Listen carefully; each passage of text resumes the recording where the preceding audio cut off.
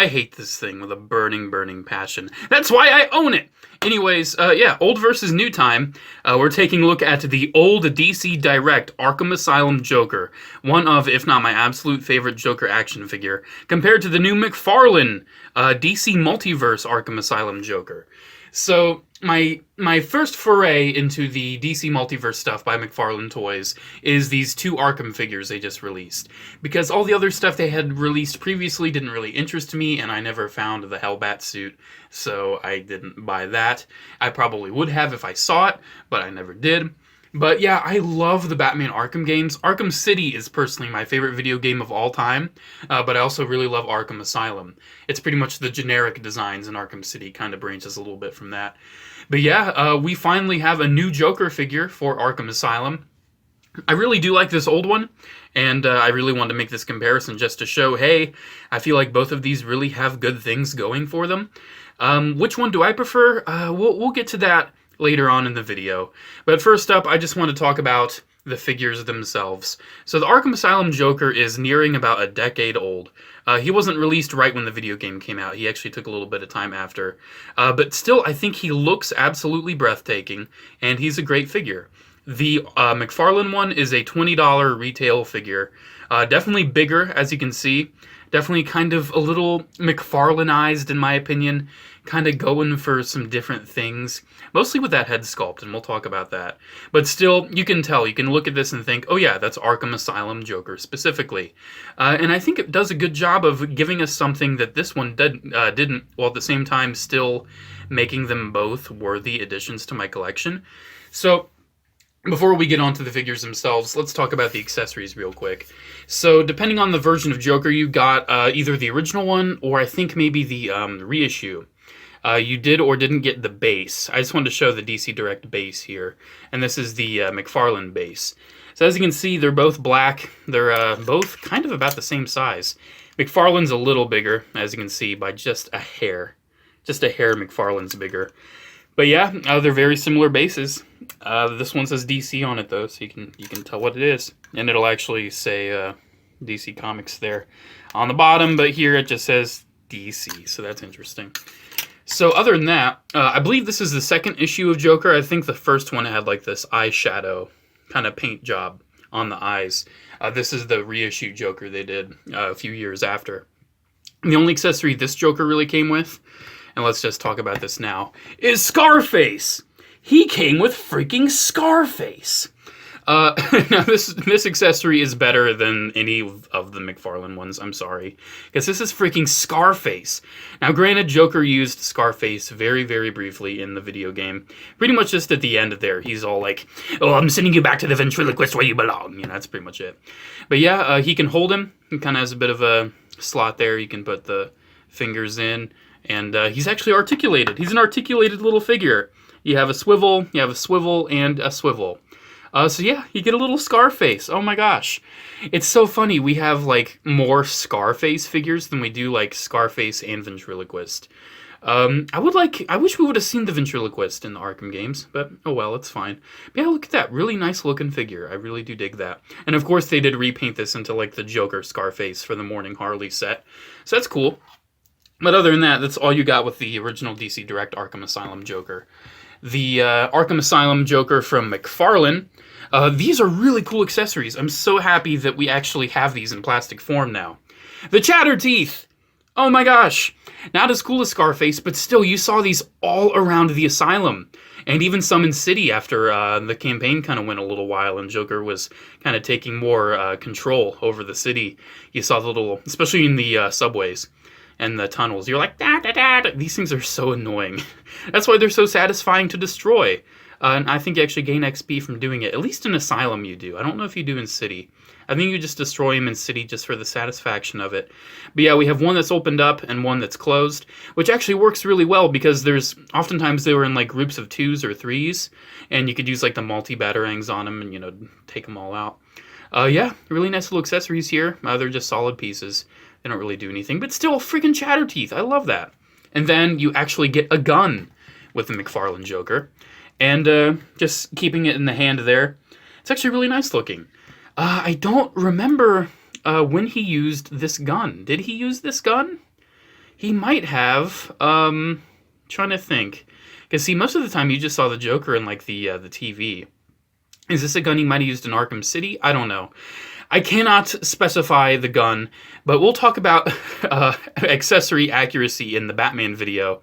So yeah, I'm not sure where this gun came into play exactly. But yeah, he does come with this gun, which is a nice accessory to give to Joker, because, I mean, it's a freaking gun, man. Joker uses weapons, believe it or not, instead of just, you know, puppets and all that. So that's the accessories out of the way. Now let's talk about kind of the figures themselves, the looks and the articulation. Let's start off with the old, per usual. Scarface just got knocked over. So, this old Joker is still to this day one of my absolute favorite Joker action figures. Look at that face! That is a perfect likeness and representation to the Arkham Asylum Joker. It looks so good. I absolutely love this head sculpt. And look at the pinstriping. I mean, it's not sculpted on, it's painted. Take note of that. But yeah, all the pinstriping is all throughout the suit. All nicely painted on him. Just looks so good. You have the patch on the knee there. You have a real metal chain right there. I love that. I love that detail so much. You do have kind of the yellow cuffs there. They're not very obtrusive because they're actually attached to the hand. He definitely has a bit of a lanky look. As you can see, he's very lanky looking. And I like that. The little flower there. It just looks really good. And especially that head sculpt. Oh my gosh. That is Joker. Love that Joker. Oh, it's great. It's great. I like it a lot. So there isn't much else to say about how he looks. You know, you can use your eyes to see it. You can see Batman's shadow right there, because Batman's just off to the side for the comparison in a minute.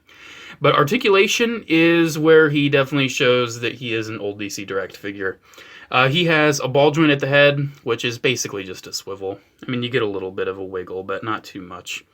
You have ball hinges at the shoulders, which I would definitely be careful of. You only go out about that far. They can rotate all around.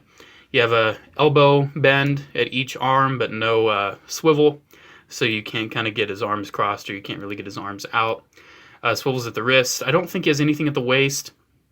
His legs are very minimal. They can move forward a little bit, out pretty much non-existent. You have a knee bend, and you have a little bit of like an ankle swivel. So yeah, definitely not a very articulated figure. This is the kind of figure that you have on the shelf in a very basic pose, just looking very nice. That's this Joker. So the McFarlane Joker is definitely a step up for articulation, but I don't personally feel like it looks better than the old DC Direct one. So looking at the looks here, one thing you'll immediately notice is that all of the pinstriping is sculpted on, and there's no paint application for it whatsoever. It looks good. I mean, you can tell the sculpt is unique enough. You can see the pinstriping, but I kind of wish it would have been painted. But then again, this is a $20 retail figure. This is on par retail-wise with a Marvel Legend. So yeah, it's better than a Marvel Legend usually.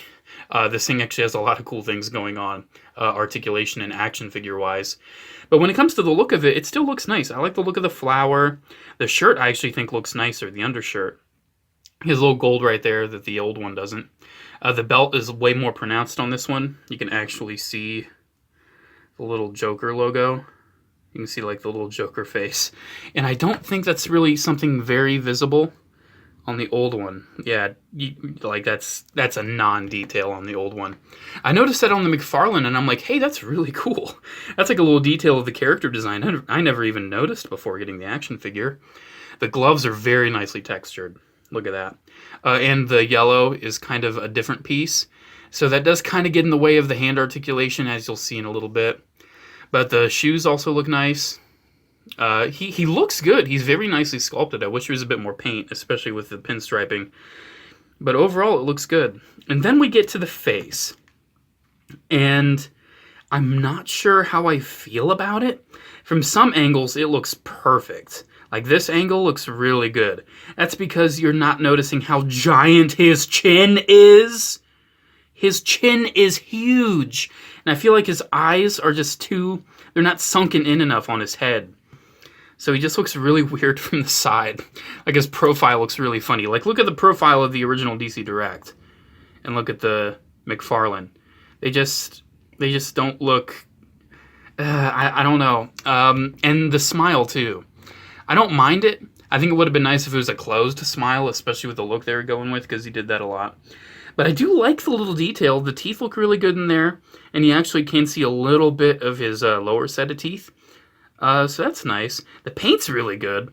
The lipstick looks great. The green eyebrows look good. I like the eyes. The hair looks really nice.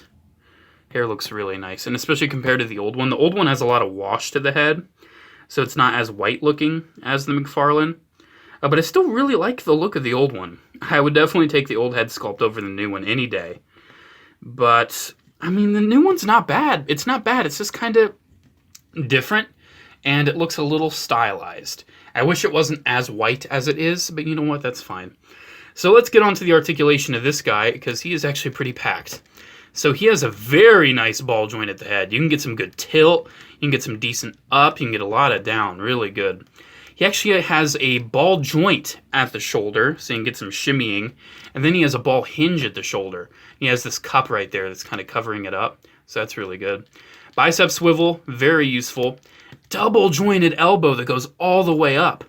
So you can have him going like, oh, Batsy! You know, you can do all that cool stuff. You can have his hands. He kind of has like those revolving joints. So you can kind of see how those work. That's really nice. You can kind of get him swiveled and going in different directions. I really like that. One thing about his accessories, though, the chatter teeth, they don't really like rest in his hand too well. They just kind of go in there. But you know what? That's fine. It's kind of something you want on the floor more than anything. His waist is really interesting because he has this rubbery piece over his torso. So forward-wise, you can see he can move, but he wants to kind of bounce back a bit. You can pretty much get one click of forward motion. Back motion, though, is a lot. He can move back a lot. But this is what I love. A lot of action figures don't do this. He can move side to side. Oh my gosh. That makes him so expressive with poses. I love that. This is a very posable Joker. You get this thing to pose it around. You get that thing to look really nice. The legs move forward all of the way. They move out all of the way. Unfortunately, no thigh swivel, but you know what? That's fine. I can live without it. Knee bend is really deep. He can kick his own butt, no problem. And then his ankles are also really nice. You can get down, you can get up.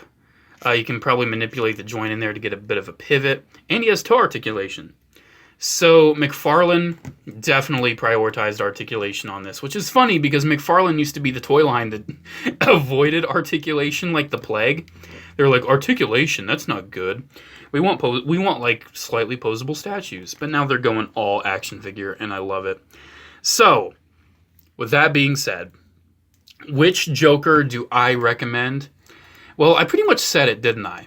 If you want a very articulated Arkham Asylum Joker, 1,000 trillion% go with the McFarlane. Oh, get out of their hair. Get out of that hair. But if you want a very nice looking Asylum Joker that really kind of captures the unique look of the video game, go with the DC Direct. Come on, there we go. Stand up, please. So yeah, there's definitely the height difference, so the new one's not going to fit in with previous Arkham collections too well. Batman's a bit of a different story, but overall, I do like these. I do like these a lot. And speaking of Batman, let's finish this up. Here is the old Asylum Batman. And here is the new, let's take the base off so he's the same height, the new Asylum Batman from McFarlane. So as you can see, definitely they fit in with their respective Batmans. I feel like the height difference is less noticeable on Batman than it is on Joker. But overall, man, I love both of these figures, and I recommend them both. I definitely don't have a preference of one over the other. The McFarlane one is so nice and posable, and the DC Direct one just looks so good. Now, granted, the posable one still looks good, and the DC Direct one is still mildly posable, but you can definitely see the balance here and how it's looking. So there we go, guys. There is my new versus old comparison of the original DC Direct Arkham Asylum Joker compared to the new McFarlane DC Multiverse Arkham Asylum Joker. I like them both. So there we go, guys. That's pretty much it. Make sure to comment, like, and subscribe. Check out my social media links, P.O. Box address, and frequently asked questions down in the description below. Have a good day, guys, and as always...